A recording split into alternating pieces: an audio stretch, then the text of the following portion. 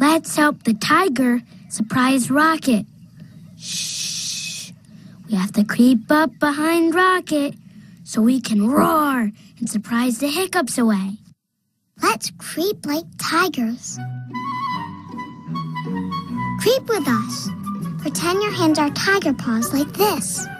We have to move slower and slower. Retardando, like the music. Creep, creep, retardando. Creep, creep, retardando. Slower, slower. Retardando. Creep, creep, retardando. Now roar real loud.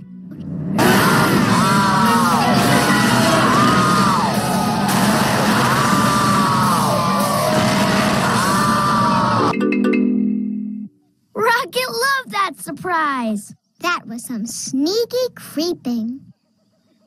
That was a loud roar. It must have stopped Rocket's hiccups.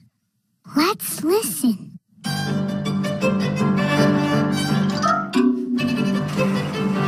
Does Rocket still have the hiccups? You're right. He still has the hiccups.